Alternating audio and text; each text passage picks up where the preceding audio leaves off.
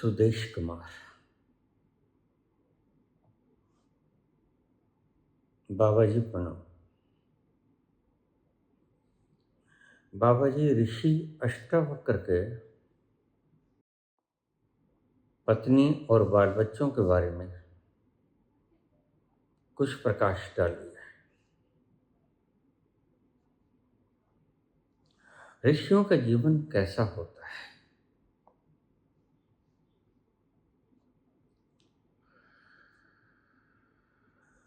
ऋषि अष्टावक्र के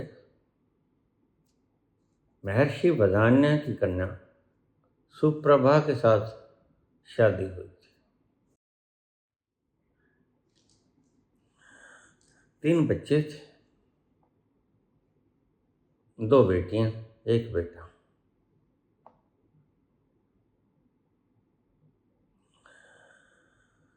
जब सुप्रभा के पहला प्रसव था तो ऋषि अष्टावक्र के घर में कोई धन सामान नहीं था, अत्यधिक गरीब थे। इतने गरीब थे कि आसपास के लोग कुछ दे जाते थे तो भरण पोषण हो जाता था।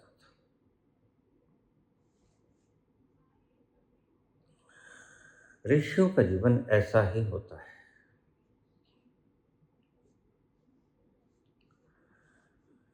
क्योंकि ऋषि अपने स्वरूप में रहता है।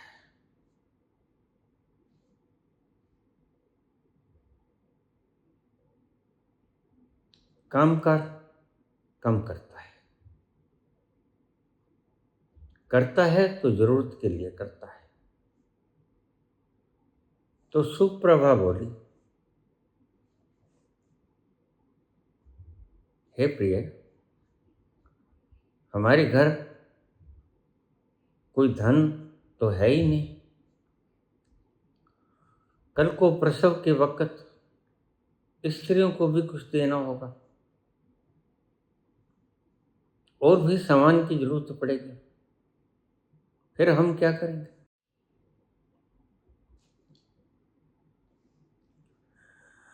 अष्टावक्र बोले, हाँ सुप्रभा, तुम्हारी बात तो ठीक है, लेकिन राजा है ना जनक, उनसे मांग लेंगे। राजा किस लिए होता है?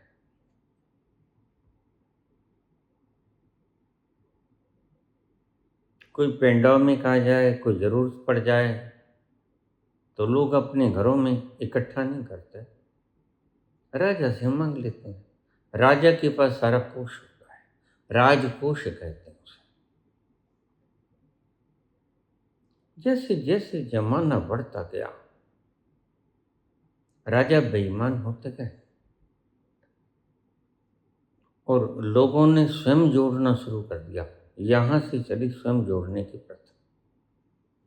पहले राजकोष में से ले आया करते थे, जिसको जो जरूरत है ले जाओ।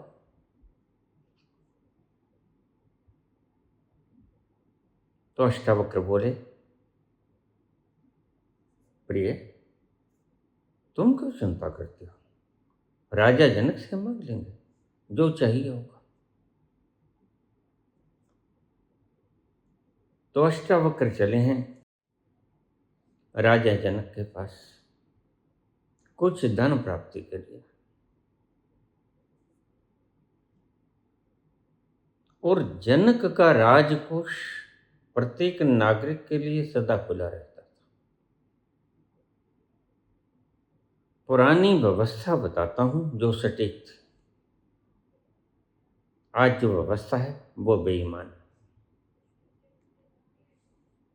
एक व्यक्ति अपने लिए जोड़ता जाएगा और जोड़ता जाएगा,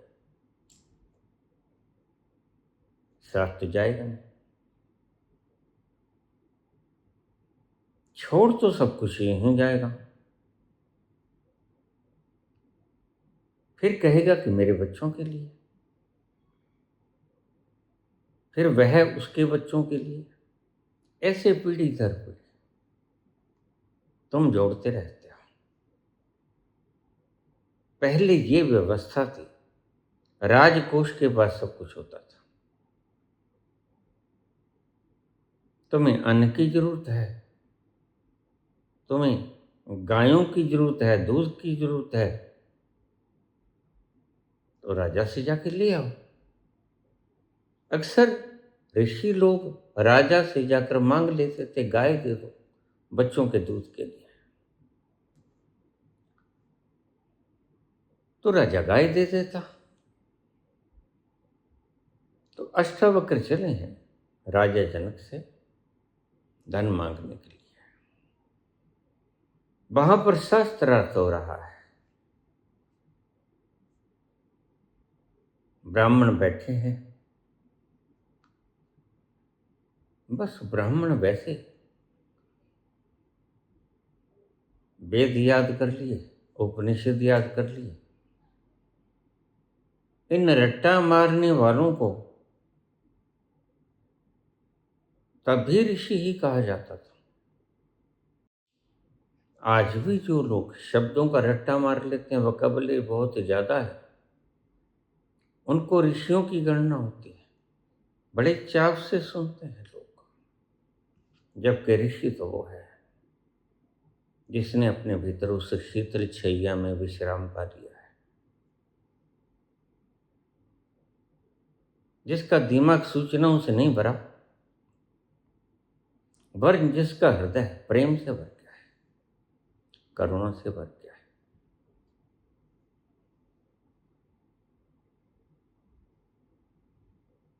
अष्टवक्र 8 जगह से टेढ़े मेढ़े थे।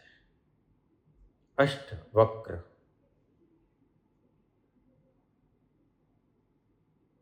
तो जब चलते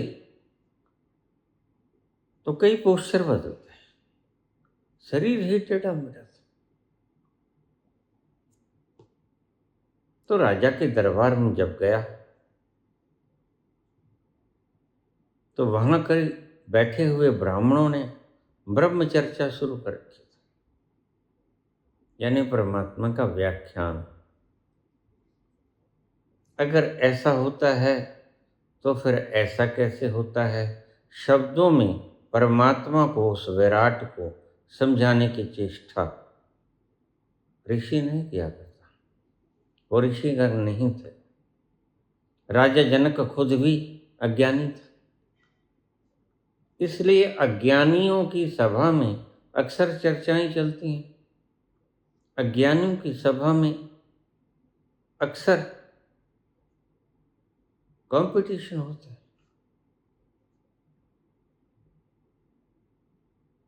तुम उन्हें वेदाचार्य समझ लेते हो, आचार्य समझ लेते हो, उन्हें ज्ञान है सिर्फ शब्दों का, थ्योरेटिकल। ऋषि वो होता है जो प्रैक्टिकल ज्ञान रखे।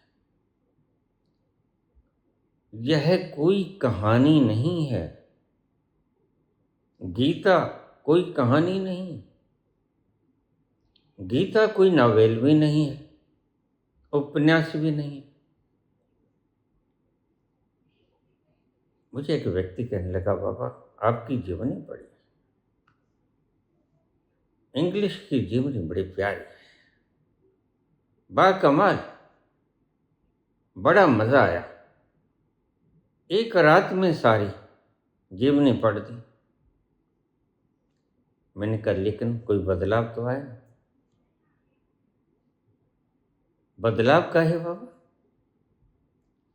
तुम्हारे चेहरे की रंगत तो खिली नहीं, मेरे जीवन से तुमने कुछ सबक लिया, तुम्हारे इस जीवन के पार भी कुछ जीवन है, तुमने ये सीखा मेरे जीवन से? नहीं बाबा ये तो नहीं सीखा, लेकिन that is very interesting. Interesting तो मन के लिए होता है। हसन खींडन मन का चाव, लेकिन क्या रस की अनुभूति भी हुई पढ़ते वक्त? हाँ बाबा, झंझनाहट बहुत हुई शरीर में। मन बड़ा खिला इन अज्ञात की बातों को सुनकर। मैंने कहा बस यही थी कीमती बात। जीवनी पढ़ तो सभी लेंगे, लेकिन जीवनी को पढ़कर उस जीवन के पार भी कुछ है, जिसने मेरी बुद्धि को चकरा दिया और मैं उस अज्ञात शक्ति की खोज में निकल पड़ा। सारी कहानी मेरी बायोग्राफी में वर्णित है। मैं मेडिकल का छात्र था, मेरी अपनी कुछ उमंगें थीं, कुछ बनना चाहता था, लेकिन परमात्मा कहता था नहीं, तुमने होना है, तुमने बनना कुछ नहीं। और उसने मुझे होने में धकेल दिया। मैं हो गया और बड़ा शुभ हुआ। शुक्र है उसने मुझे बनने नहीं दिया कुछ, ना डॉक्टर, ना इंजीनियर, ना सर्जन। उसने मुझे होने में धकेल दिया और मेरा होना बड़ा विराट है। उसमें जो मजा है वो संसार की किसी चीज में नहीं।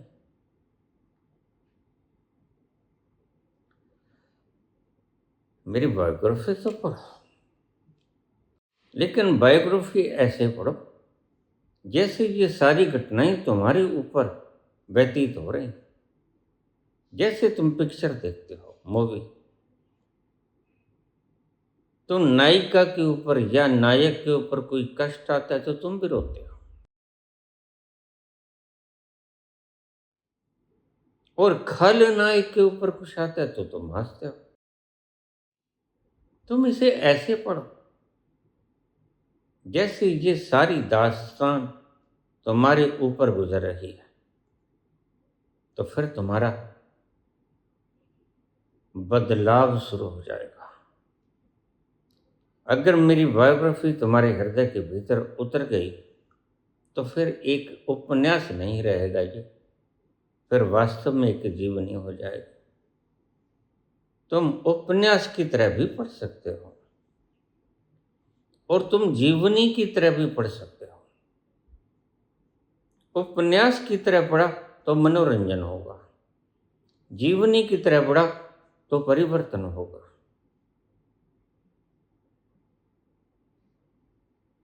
और मैं तुम्हें कहता हूं, इसे पढ़ना एक जीवनी की तरह पढ़ना, जैसे ये सारी घटना तुम पर बीत रही है। पढ़ने पढ़ने का बड़ा फर्क होगा। इस जीवनी को पढ़कर अगर तुम्हारे जीवन में कुछ बदलने का भाव नहीं आया तो फिर मनोरंजन ही हुआ। वहां के ब्राह्मण अष्टावक्र को देखकर हंसने लगे।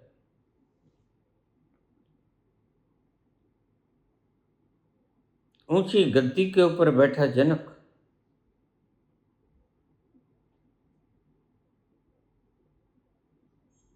जब ब्राह्मणों को हंसते हुए देखा तो उसकी तंद्रा टूटी।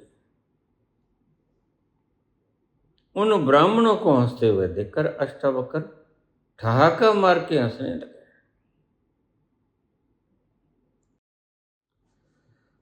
राजा जनक ने पूछा,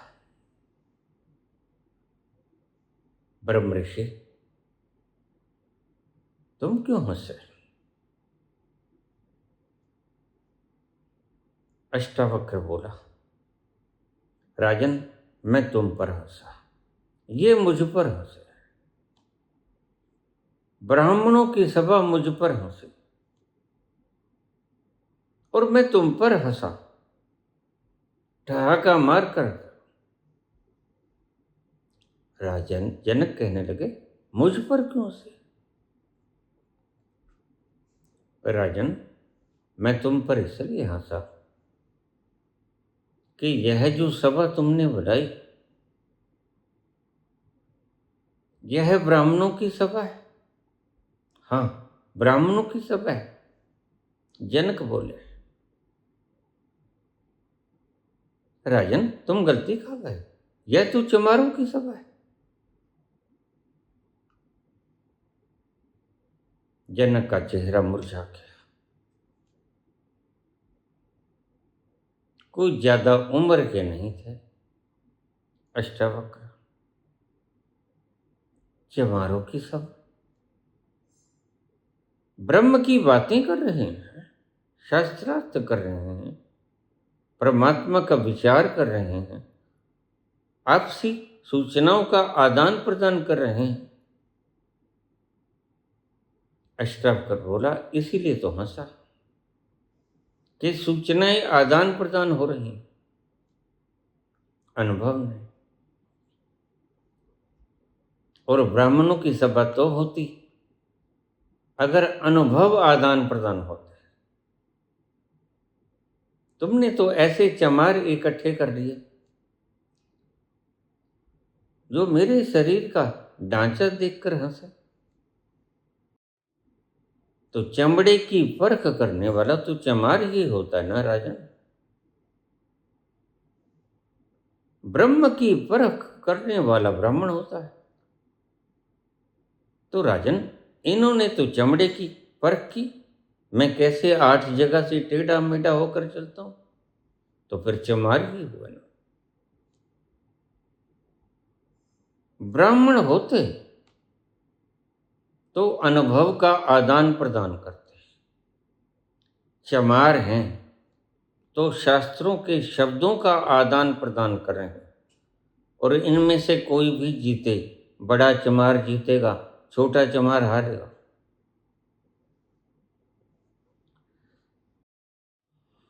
जनक गमगीन हो गए। राजा जनक को प्रथम बार समझ आया कि यह जो मैं 2400 घंटे अपने दरबार में ब्रह्म चर्चा चलने की मूर्खता पाले हूं, यह वाकई ही ब्रह्म चर्चा नहीं है, यह चमड़े की चर्चा है, यह आवरण की चर्चा है। जैसे डॉक्टर बैठकर बात करें, स्टमक कहाँ होता है, लीवर कहाँ होता है, पित्ता कहाँ होता, फेफड़ा कहाँ होता, हार्ट कहाँ होता, यह है चमारों की, डॉक्टर चमारों की सभा है। क्योंकि चमड़े की व्याख्या करता है और ब्राह्मण वह है जो चमड़े के भीतर विद्यमान है, वह जो रोए रोए में विद्यमान, वह जो चेतन है, वह जो इस चमड़े को चेतनता प्रदान करता है। ब्राह्मण उसकी बात करता है। अगर मेरे जीवन में यह ट्रेन का इंसिडेंट ना होता तो निश्चित रूप से मैं चमार होता। क्योंकि डायसेक्ट किया, चमड़ी को उधाड़ा, देखा, दिल धड़क रहा था, लाखारंग किया, बड़ा शानदार दिल, और सारे भीतर के ऑर्गन्स मैंने देखे। लेकिन यह पढ़ाई चमारों की पढ़ाई है, ब्राह्मणों की पढ़ाई नहीं। और वह विराट विश्वरूप चाहता था कि मैं ब्रह्म की विद्या को जानूं। उसने मुझे ब्रह्म से रूबरू करवा दिया। उसकी लीला कुछ और चाहती थी, मेरा दिल कुछ और चाहता था, और अंततः जीत तो उसकी होती है। होता है वही जो मंजूर खुदा होता है। मुदई लाख बुरा चाहे भी तो क्या होता है। मैंने डॉक्टर बनने की तमन्ना की थी,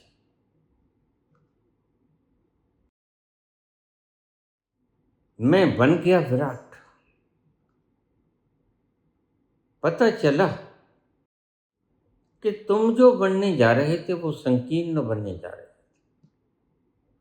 जबकि वास्तव में तुम विराट हो।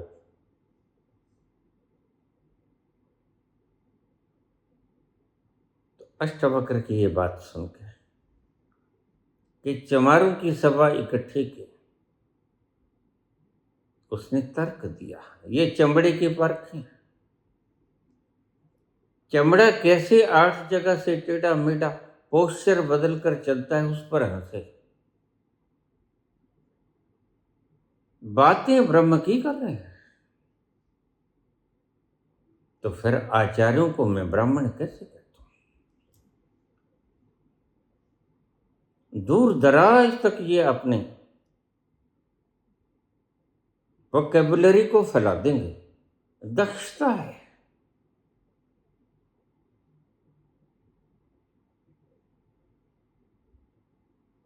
लेकिन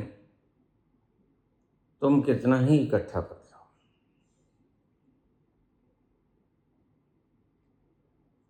अगर तुम्हें रस की एक बूंद न मिले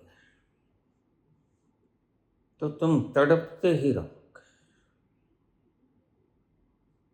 अगर उस रस की एक बूंद न मिली और संसार का सारा मेटीरियल मिल गया,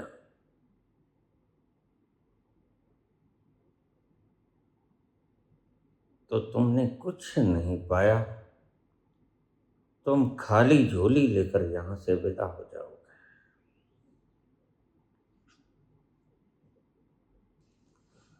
तकदीर की मैं कोई भूल हूं,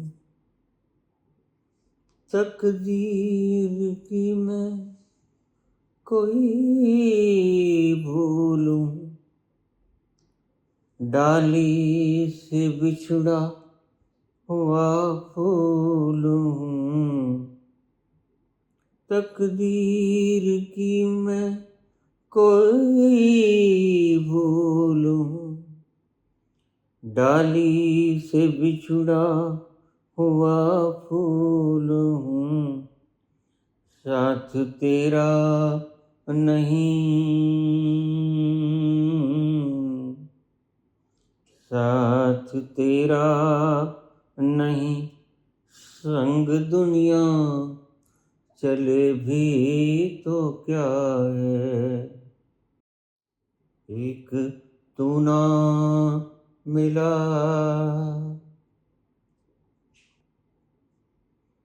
सारा संसार तुम कमा लो, और सारा संसार कमाने निकला है, और सारा संसार झोली झाड़ के जाएगा।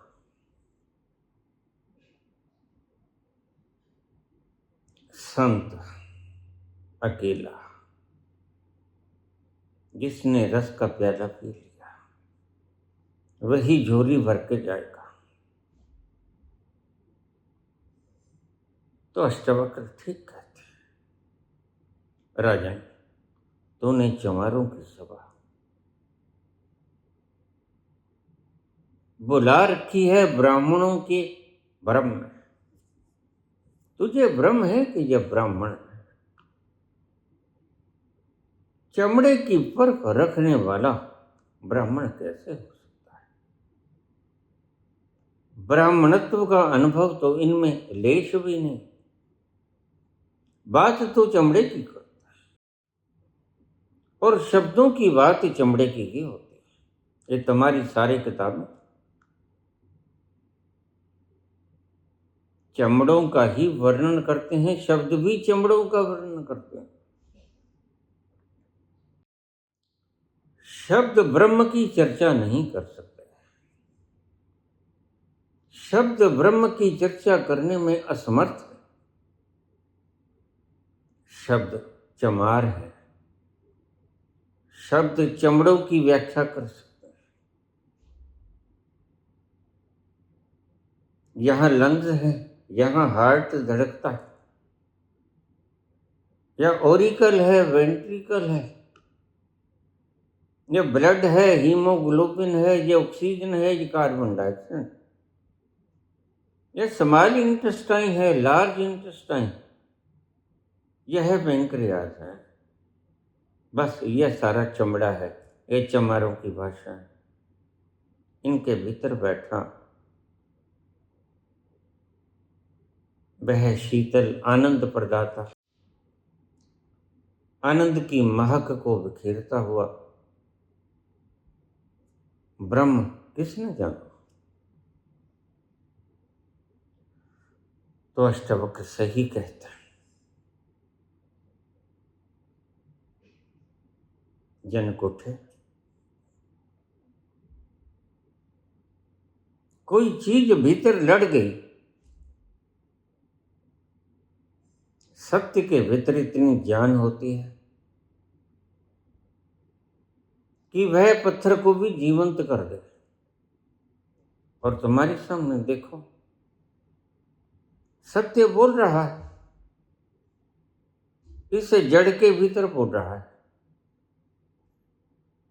लेकिन चेतना का पुंज इस जड़ ढांचे को बोलने पे विवश करता है और बोलने की शक्ति देता है और बोलने की चेतनता देता है। अगर यह सत्य भीतर न हो तो चमड़ा कैसे बोलेगा? यह तो माटी है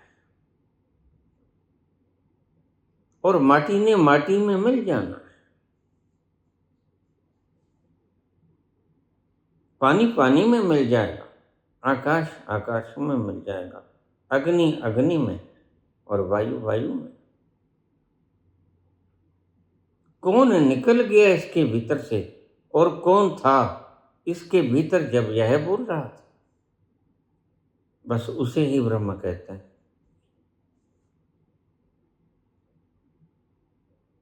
चर्चा ब्रह्म की हो रही है जनक के दरबार में और हर समय चलती है। अष्टावक्र कहता नहीं, ये चमड़े की चर्चा है। हे राजन, तुमने चमारों की सभा इकट्ठी कर ली है। तुम्हें भ्रम है कि ये ब्राह्मणों की समूह है, वर्ण है तो ये समूह चमारों का। दो शब्द कलेजे के भीतर उतर गए। जनक गद्दी से उठे और अष्टावक्र के चरण पकड़ लिया।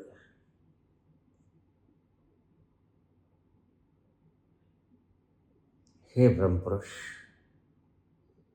जिसकी तुमने बात की मैं उससे अनभिज्ञ हूं और आज मुझे थोड़ा समझ आया कि यह जो चर्चा कर रहे हैं यह भी उस ब्रह्म से अनभिज्ञ हैं, क्योंकि आज मुझे समझ आया कि वह अनुभव व्याख्यायित नहीं किया जा सकता। शब्द तो खुद ही मुर्दा है। शब्दों में जान डालने वाला चेतन चाहिए और चेतन अनुभव के बिना आता नहीं। गहरे शब्द हैं, थोड़े से आराम से सुनो। क्या तुम मुझे उस ब्रह्म के दर्शन करवा सकते हो? अष्टावक्र ने कहा, अवश्य राजन।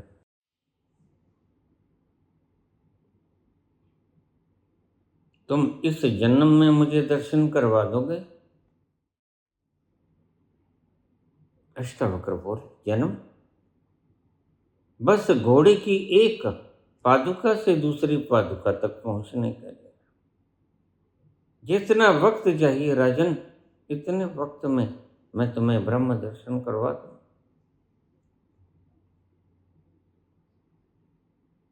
है तो इतने वर्षों तक हमने जखाई ही की। अष्टावक्र कहे, हाँ, इतने वक्त तक तुमने जकाई ही की, वर्ण यह बात तो इतनी है। बोलिया, रब दा की पाना, उधरों पुटना ते इधर जाना। बस इतनी देर में अष्टावक्र बोले, हाँ राजन, इति गर्व।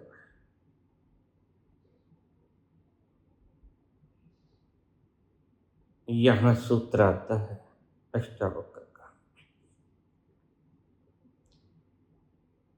क्योंकि राजन तुम ही हो और तुम्हें तुम्हारे तक पहुंचने के लिए कोई जन्मों की जरूरत नहीं होती, किसी यात्रा की जरूरत नहीं होती, किसी युक्ति की जरूरत नहीं होती, विज्ञान भैरव तंत्र की 112 विधियों की आवश्यकता नहीं है, अपने तक ही तो पहुंचना। फिर किसी विधि या किसी सीढ़ी या किसी उपाय या किसी वाहन की आवश्यकता कहाँ रह जाती है राजन।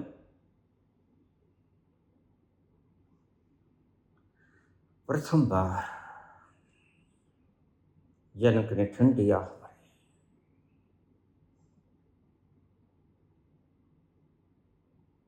उसने ब्राह्मणों से कहा, तुम जाओ अपने अपने घर। बस बात समझ में आ गई। पहले बात समझ में आनी चाहिए, फिर युक्ति भी समझ में आ जाए। पहले तुम्हें ये तो समझ में आना चाहिए कि वह कौन था जिसने इस 70-80 किलो के व्यक्ति को तीसरे पायदान से उठा के गाड़ी के प्लेटफॉर्म के भीतर औंधे मुंह गिरा दिया। बाहर कोई नहीं, गाड़ी चल रही है, प्लेटफॉर्म अभी आया नहीं, पीछे कोई है नहीं, तो कौन शक्ति है वो। बस यह प्रश्न अगर भीतर नहीं उपजा तुम्हें तुम्हारे स्वयं के अनुभव से, तो मेरी बायोग्राफी कोई काम ना करे, फिर यह भी एक शास्त्र बन जाएगी। जहां हजारों लाखों शास्त्र भरे पड़े, वहां यह भी एक शास्त्र बनकर तुम चिन्ह दोगे अलमारी में। इसका कोई उपयोग ना रहा, इसका कोई सहारा ना रहा।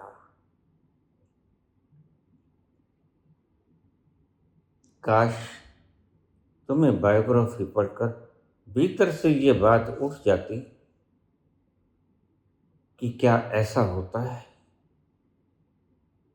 बस ये प्रश्न उठ जाए काफी।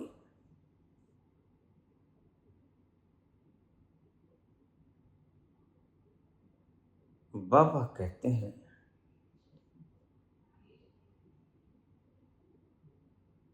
कर्मी आवे कपड़ा।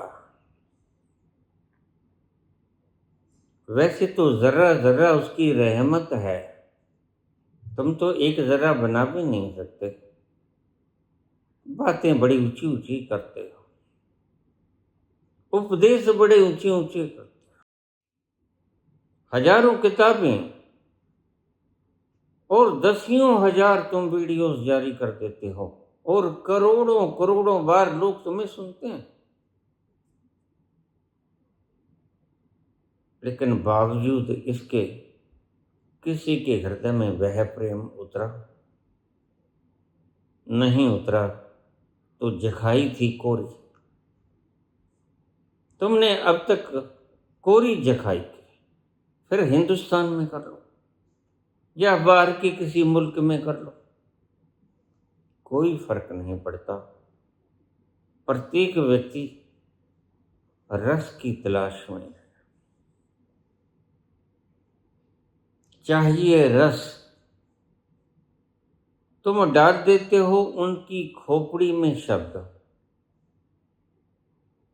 यह एक प्रकार की हिप्नोटिज्म है, सम्मोहन है। तुम शब्दों से व्यक्ति को सम्मोहित कर देते हो।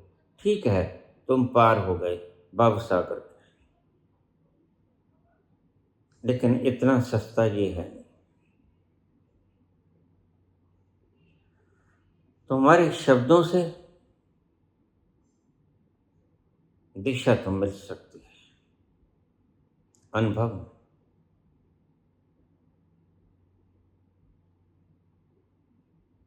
शब्द बता सकते हैं कि सचखंड तो है, लेकिन सचखंड में पहुंचना तो तुम्हें होगा।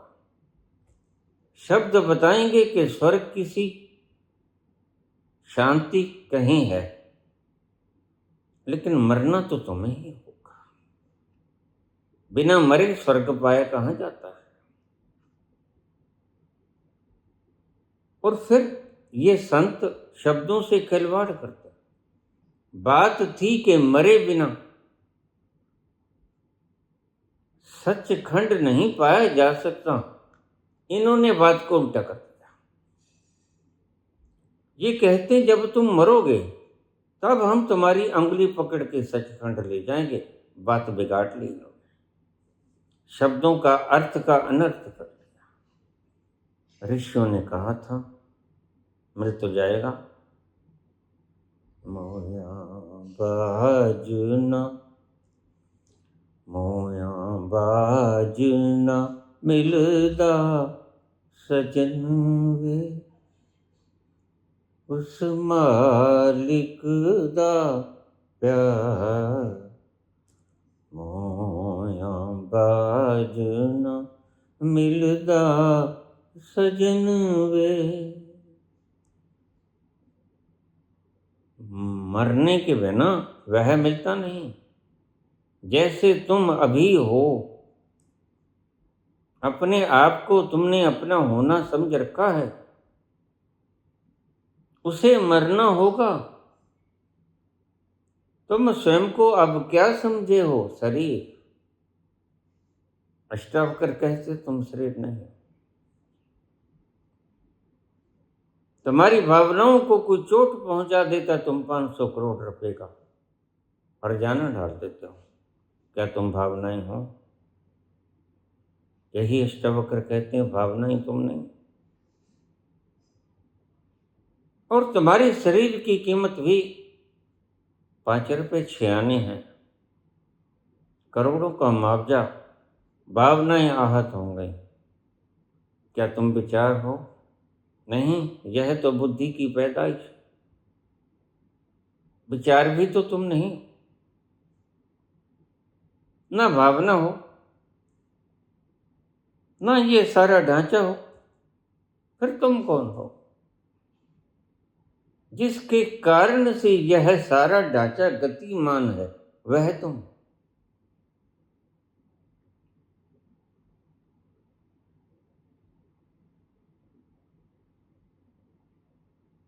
तुम्हारे पास जैसे बिजली के सारे उपकरण हो,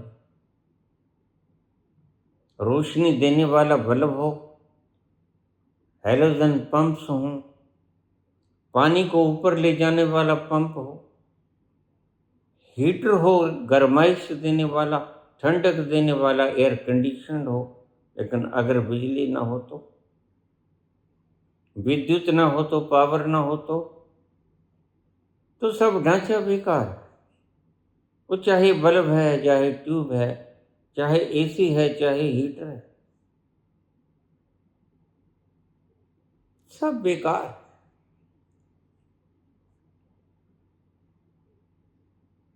यह अष्टावक्र यही कहता है।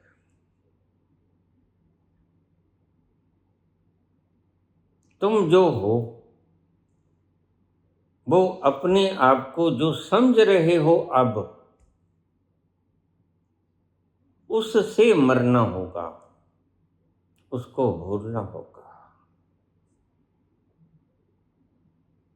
और जब तुम नकली नकली का बनना जो आज सोचे हो अपने आप को, वह तुम्हारा मरेगा तो फिर सत्य का होना उजागर होगा, जो तुम वास्तव में हो। इन रियल वह प्रकट होगा। आखिर तुम हो कौन? किसे कहते हैं रमन? हु आर यू ये जानो, नो दाई सेल्फ ये जानो। सेल्फ रिमेंबर, याद करो कि तुम कौन हो। गुरजेफ कहते हैं तुम झट से कह देते हो हाँ मैं शरीर हूं, मैं मन हूं, मैं भावनाएं हूं, मैं विचार हूं। गुरुदेव कहते हैं यह तो तुम्हारे वस्त्र हैं, यह तो तुम्हारे लबादे हैं, ये तुम नहीं हो। तुमने इन कपड़ों के साथ इतनी चिपकाहट बना ली कि ये कपड़ों का होना ही तुम्हारा खुद का होना हो गया। यही तुम्हें भ्रम में डालता। तुम इन कपड़ों को ही अपना होना मानने लगे, जबकि यह तुम्हारा होना नहीं है। यह तो जब चाहो तुम बदल लोगे। वासांशी जीर्णानि यथा विहाय, नवानि गृह्णाति नरो प्राणी, तथा शरीराणि विहाय, जीर्णा अनन्यानि संयाति नमानि देहि। इस वस्त्र को तुम जब चाहे उतार के, मैला हो जाए, कट फट जाए, तुम उतार कर नया वस्त्र पहन लोगे। लेकिन इसका अर्थ ये तो नहीं कि यह कपड़ा तुम थे। नहीं, कपड़ा जो थे वह तो कपड़ा तुमने उतार दिया। तुम इस कपड़े को ओढ़े हुए जो थे वो वास्तव में हो। लगाव के कारण तुमने इस कपड़ों को अपना होना मान लिया है। इसे ही मैं रोज कहता हूं, कलिंग हो गए हो तुम। मैं शरीर हूं, भावनाएं हूं, विचार हूं, वासनाएं हूं। यह संस्कार तुम में गहरा हो गया। जन्मों जन्मों से तुम मानते आए कि मैं शरीर हूं, और जिस चीज को तुम ज्यादा देर तक दोहराओगे वो तुम्हारे गहरे हृदय के स्थल में बैठ जाएगा। जिस झूठ को तुमने सत्य बनाना हो उसको बार बार रिपीट करना, यह मन की आदत है। इसे ऑटो हिप्नोटिज्म कहते हैं। मैं शरीर हूं, मैं शरीर हूं, मैं शरीर हूं। एक दिन तुम शरीर हो जाओगे, लेकिन झूठे झूठे।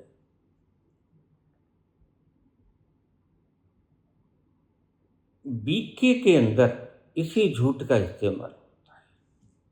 सुबह उठो, मेरे जैसा राजकुमार कोई भी नहीं, मेरी जैसी राजकुमारी कोई भी नहीं, मैं बड़ा भाग्यशाली हूं। इसे दोहराओ, 5 मिनट दोहराओ, और तुम एक दिन भाग्यशाली हो जाओगे, हो जाओगे। मैं सहमत हूं, हो जाओगे।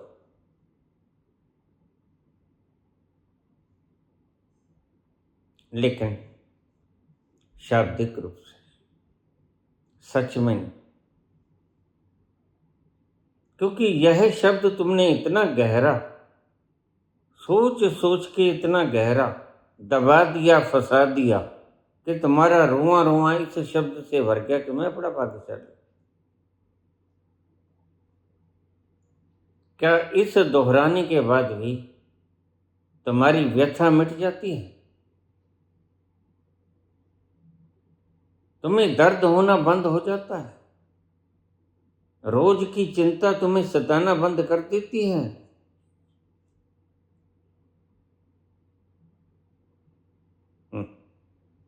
बस तुम इसे स्वीकार कर लेते हो। दोहराते दोहराते दोहराते तुम्हारा अंतस मन ये स्वीकार कर लेता है, जैसे बुद्ध ने स्वीकार कर लिया कि जीवन दुख है।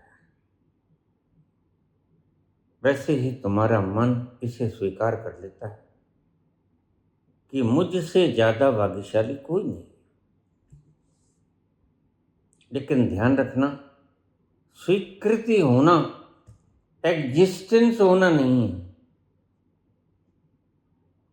स्वीकार करना हो जाना नहीं होता है। तुमने मान लिया कि मैं भाग्यशाली हूं, मान लिया, हो नहीं गए। राही मनवा दुख की चिंता क्यों सताती है, दुख तो अपना साथी है। राही मनवा दुख की चिंता क्यों सताती है, दुख तो अपना साथी है। दुख तो अपना साथी है, तुमने मान लिया, एक्सेप्ट कर लिया। दुख कहीं नहीं गया, तुमने दुख को स्वीकार कर लिया। लेकिन याद रखना, रहे तुम दुखी। जैसे तुमने पीड़ा को स्वीकार कर लिया, जैसे तुमने विपन्नता को स्वीकार कर लिया कि मैं गरीब हूं, तो ठीक, मैं गरीब। ऐसे ही तुमने ये स्वीकार कर लिया कि मैं जैसा भी हूं भाग्यशाली हूं। यह मन की स्वीकृति है। यह एग्जिस्टेंस का बदलाव नहीं, यह मनस के तल पर घटित होती हुई घटना। यह ट्रांसफॉर्मेशन नहीं। और तुम दोनों को एक समझते हो। आज बीके वाले अपने आप को बड़ा भाग्यशाली मानते हैं, लेकिन मनस के तल पर, संतत्व के तल पर, एग्जिस्टेंशियली तुम भाग्यशाली नहीं हो। संत एग्जिस्टेंशियली भाग्यशाली होता है। वह वास्तव में भाग्यवान हो जाता है क्योंकि भगवान के पास पहुंचता है। वह विराट के पास पहुंचकर विराट हो जाता है। यह बात अलग है कि विराट तुम मानते चले जाओ अपने आप को कि मैं विराट हूं, मैं विराट हूं, मैं विराट हूं। तो शब्दों से तुम विराट हो जाओगे। जैसे काशी में गंगा किनारे बैठे लोग जाप करते हैं, अहम ब्रह्मस्म, मैं ब्रह्म हूं, मैं शिव हूं, शिवोहम, शिवोहम, यह मान लेना है। शिव हो नहीं गए हो, कंगाल हो, लेकिन मान लिया है कि मैं राजा हूं। मान लेना कि मैं राजा हूं और राजा हो जाना, इन दोनों में जमीन आसमान का फर्क है। Psychologically you can accept yourself effectful. मनोवैज्ञानिक रूप से तुम अपने आप को खुश नसीब समझ सकते हो, लेकिन existentially you will not be fateful. अस्तित्वगत रूप से तुम भाग्यशाली नहीं हो। बस दोहराव तुम्हें भटकाता है। राधा राधा करते करते तुम राधा हो नहीं जाते। राधा तो चेतना को कहते हैं। हो तुम मुर्दा,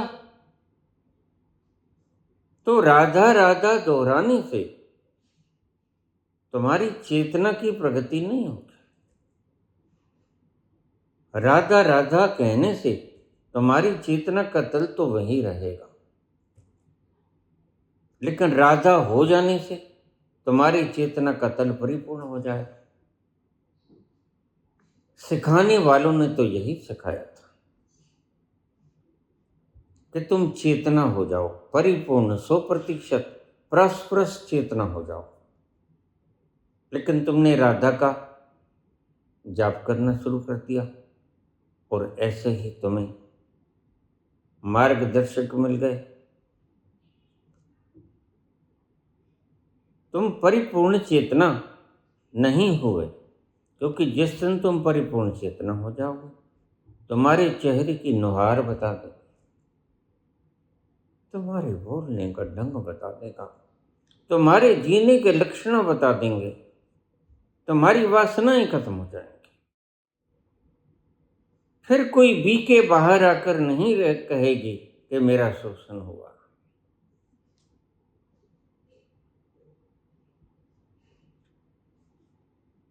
जिसकी तमन्नाएं नहीं मिटी, जिसकी वासनाएं नहीं मिटी, भला वह विराट कैसे हो गया।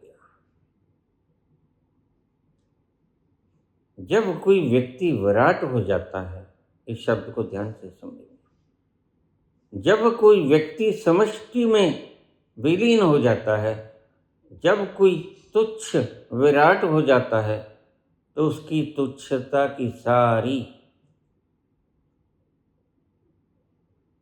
लक्षण समाप्त हो जाते हैं। भोगों का भोगना तुच्छता का लक्षण है। विराट का हो जाना भोगों का त्याग हो जाना है। तुम्हारे में कोई विकार नहीं आएगा। तुम विराट होना नहीं चाहोगे। अभी तो तुम विराट होना चाहते हो। मैं यूपीएससी क्लियर कर जाऊं, मैं आईएएस बन जाऊं, मैं सीएम पीएम बन जाऊं, यह विराट होने की आकांक्षा। और अगर तुम विराट हो ही गए, तो क्या तुम फिर कहोगे कि मैं राजा बन जाऊं? क्या तुम कहोगे कि मैं सीएम पीएम बन जाऊं? नहीं, क्योंकि विराट हो ही गए। विराट का हो जाने के लक्षण होते हैं कुछ, वो लक्षण भगवान कृष्ण ने बताया। जो विराट हो गया उसका मन ठहर गया। तुम्हारा मन तो तुम्हें रात को भी सोने नहीं देता। तुम्हारा मन तो तुम रात को भी करवटें बदलते रहते हो।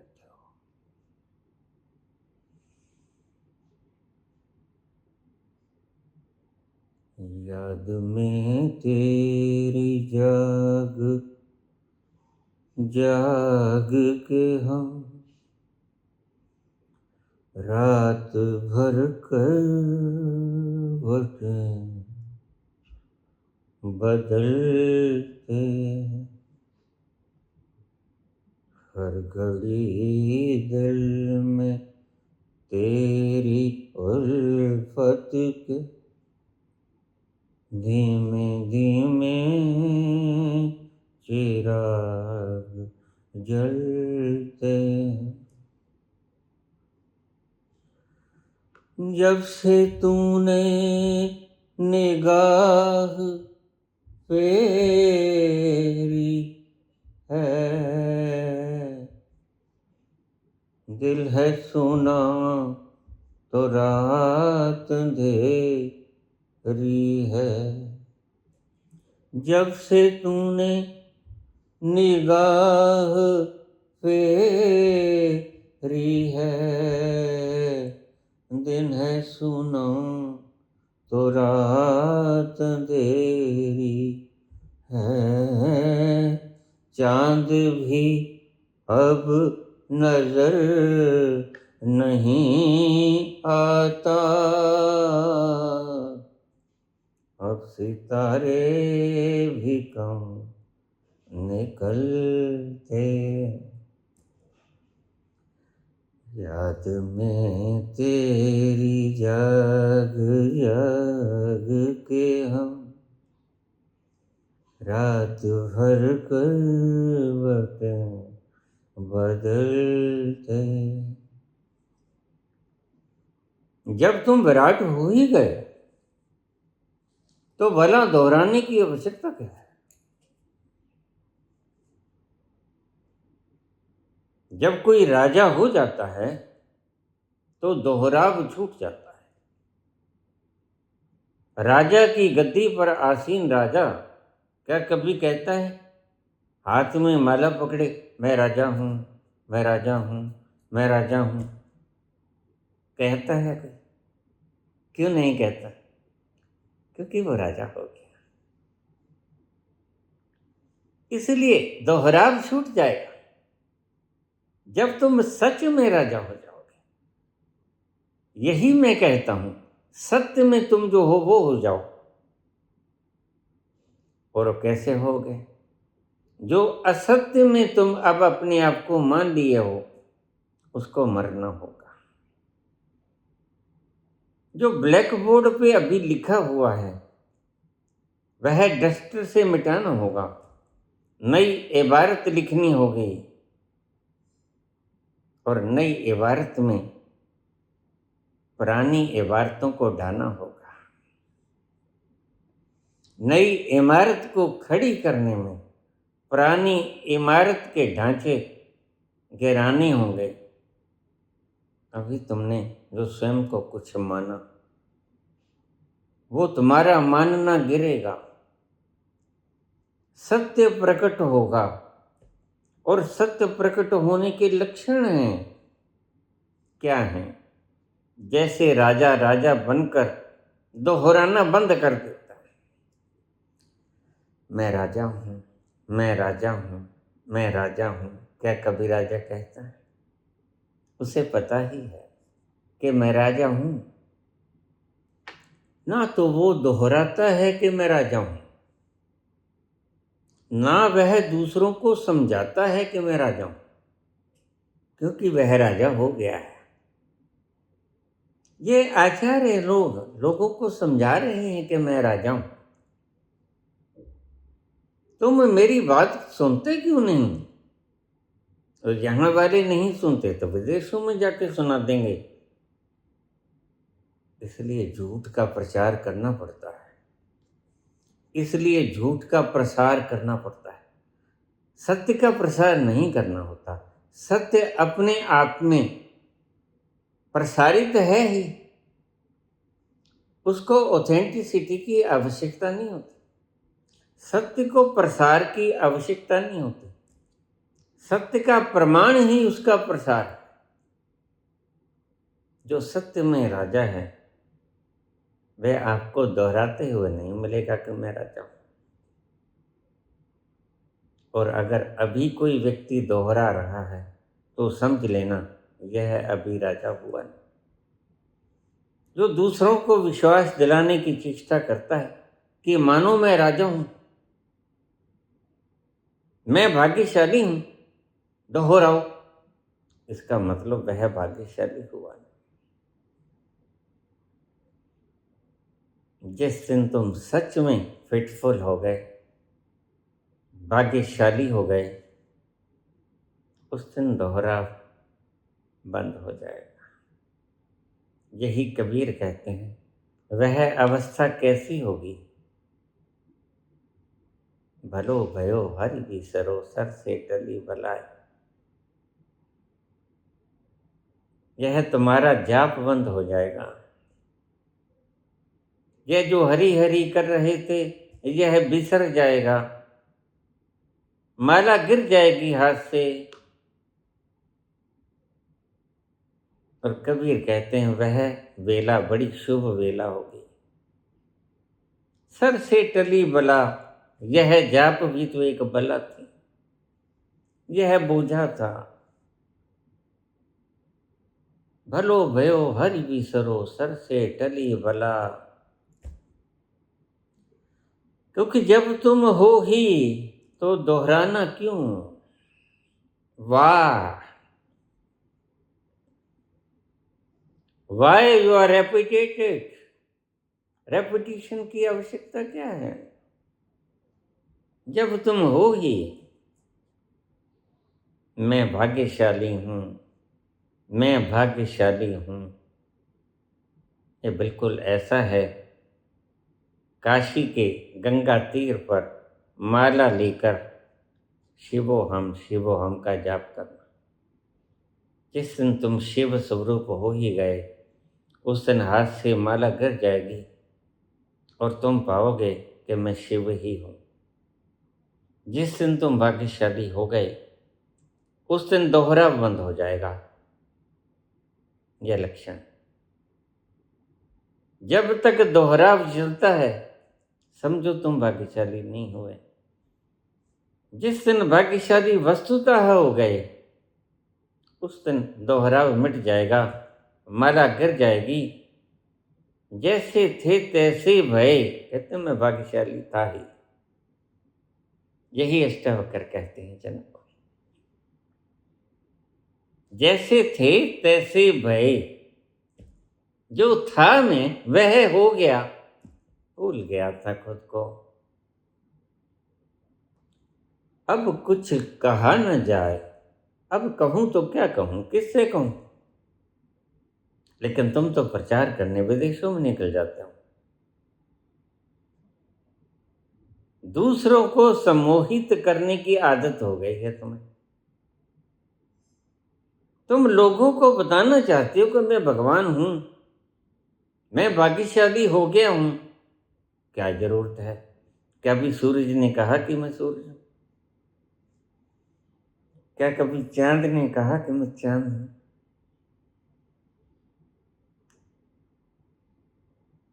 क्या कभी गुलाब के फूल ने कहा कि मैं फूल हूं? क्या रात की रानी, क्या गेंदा, क्या चंदन ने कहा कि मैं चंदन हूं? नहीं, घोषणा करने की कोई जरूरत बाकी ना रही जब वह व्यक्ति फेटफुल हो ही गया।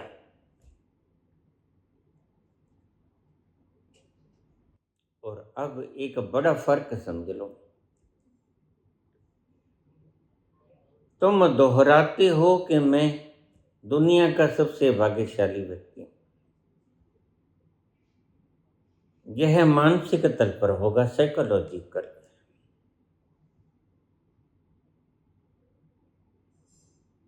और होना है तुमने एग्जिस्टेंशियली, अस्तित्वगत रूप से। भाग्यशाली तुमने होना है अस्तित्वगत रूप से। एग्जिस्टेंशियली हो जाते हो तुम साइकोलॉजिकली। यही फर्क है। उससे पूछा था किसी बीके के भक्त ने, बाबा जी क्या फर्क है? भाग्यशाली हूं, मैं भाग्यशाली हूं, मैं भाग्यशाली हूं, रेपुटेशन करते करते तुम्हारे दिमाग की नसों के भीतर यह बात घर कर जाएगी और you will psychologically change your mind. Change your mind, not state. अवस्था नहीं बदलेगी तुम्हारी। Transformation will not happen. Psychologically you will be faithful. Existentially you will not be faithful. अस्तित्वगत रूप से तुम भाग्यशाली नहीं होगे। साइकोलॉजिकली, मनोवैज्ञानिक रूप से तुम भाग्यशाली समझोगे अपने आप को, होगे नहीं। यह बड़ा ह्यूज डिफरेंस है और यही गलती तुम खा रहे हो।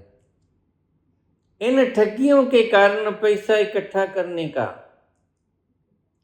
तुम इस धरती को चाहे सारे बीके बना लो, सारे राधा स्वामी डेरे बना लो, क्या हो जाएगा? धरती तो वही रहेगी। तुम्हारी लिखी हुई इबारतें आज नहीं कल मिट जाएंगी। रेत के ऊपर लिखे हुए नाम कितनी देर तक ठहरा करते हैं।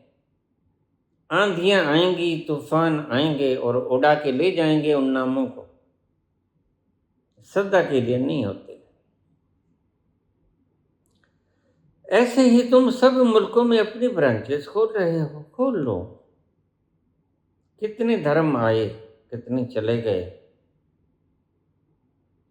और समय की गर्त में, आंधियों और तूफानों में उनकी रेतें बह गईं, उनके नाम उजड़ गए, लेकिन एक ना उजड़ा जो वास्तविक रूप से था, जिसे बाबा कहते हैं आद सच पहले भी था, जुगाद सच जुगों पहले भी था, है भी सच, आज भी सच है, हो से भी सच, भविष्य में भी सच रहेगा, वह नहीं बदला जा सकता।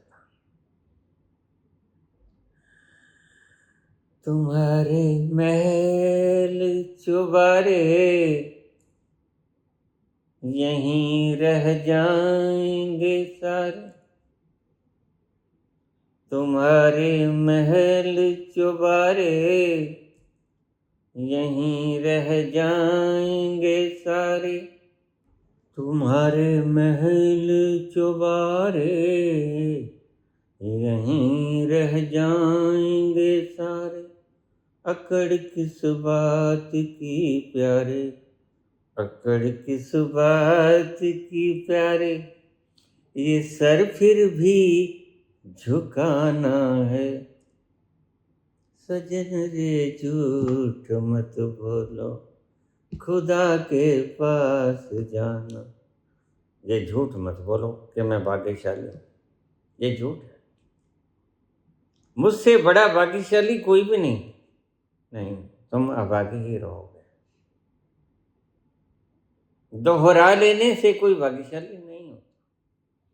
अगर दोहरा लेने से कोई भाग्यशाली होता तो बहुत आसान प्रक्रिया थी। मिटना होता है, ब्लैक बोर्ड पे लिखा हुआ डस्टर से मिटाना होता है और नई इबारत लिखनी होती है, फिर तुम सच में भाग्यशाली हो जाओगे, फिर तुम अस्तित्वगत भाग्यशाली हो जाओगे। अभी तुम साइकोलॉजिकली भाग्यशाली हो, तुमने मान लिया है तुम हो नहीं, और जिस दिन तुम हो जाओगे उस दिन तुम्हारे जर्रे जर्रे में तुम भाग्यशाली हो, वो जर्रा जर्रा बोलेगा कि तुम भाग्यशाली हो।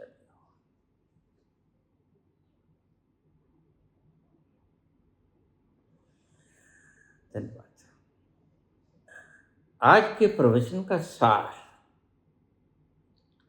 असत्य को बार बार दोहराना पड़ता है, झूठ को बार बार दोहराना पड़ता है, और सत्य को मजा लेना होता है, सत्य के अस्तित्व का मजा लेना होता है। झूठ को बार बार दोहरा कर पुनः पुनः जिंदा करना होता है। इसलिए जो तुम दोहराव कर रहे हो, समझो तुम झूठे हो। जब तुम हो गए तो तुम उस अस्तित्व को मजा लोगे, उस अस्तित्व में झूमोगे, नाचोगे, गाओगे।